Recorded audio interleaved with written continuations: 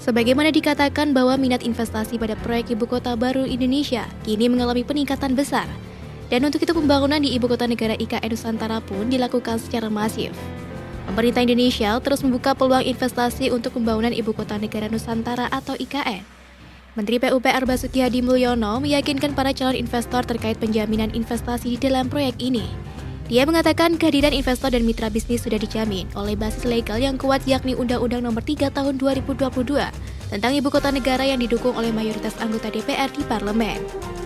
Basuki menyatakan bahwa Indonesia berkomitmen untuk memberikan kemudahan bagi calon investor untuk menanamkan modal di IKN Nusantara khususnya pada KIPP Zona 1A, 1B, dan 1C dalam tahap awal pembangunannya.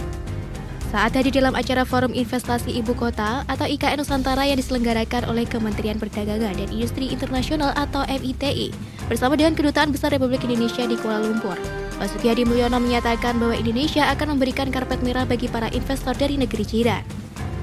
Setelah pelaksanaan market sounding kedua pada 18 Oktober 2022 lalu, Menteri PUPR Basuki menyebutkan bahwa minat investasi di IKN Nusantara berkembang, naik hingga 40 kali lipat. Hal ini terlihat dari kebutuhan lahan di KIPP kawasan inti pusat pemerintahan yang kini mencapai 1.400 hektar di zona 1B dan 1C, yang mana ini lebih besar dibandingkan dengan kebutuhan lahan saat market sounding pertama, yakni pada 22 Agustus 2022 dengan luas hanya 38 hektar saja.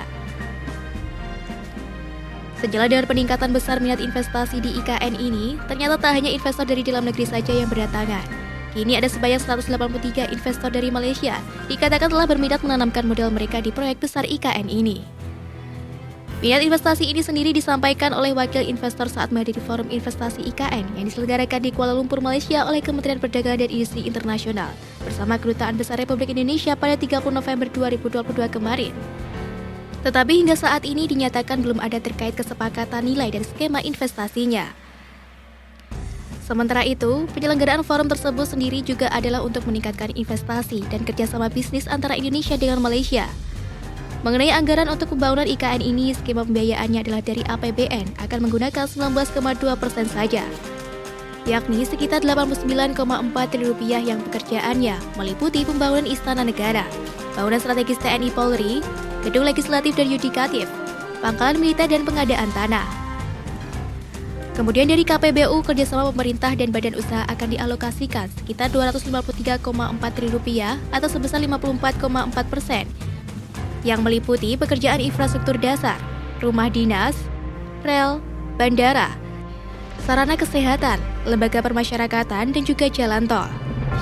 Terakhir dari BUMN atau BUMS akan dialokasikan sekitar 123,2 triliun rupiah atau sebesar 26,4% yang meliputi pekerjaan perumahan, perguruan tinggi, sains, mais, sarana kesehatan, mal dan juga teknopark.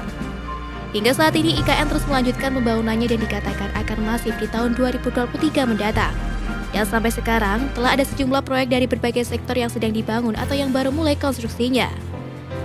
Hingga akhir Desember 2022, bahkan akan ada 18 paket konstruksi yang akan dikontrak. Aktifnya pembangunan ini tentu menjadi peluang untuk meningkatnya lagi daya minat investasi para calon investor di luar sana sebagai proyek nasional jangka panjang. Dan semoga semangat pembangunan IKN ini dapat terus dijalankan dengan lancar sampai nanti saat rampung.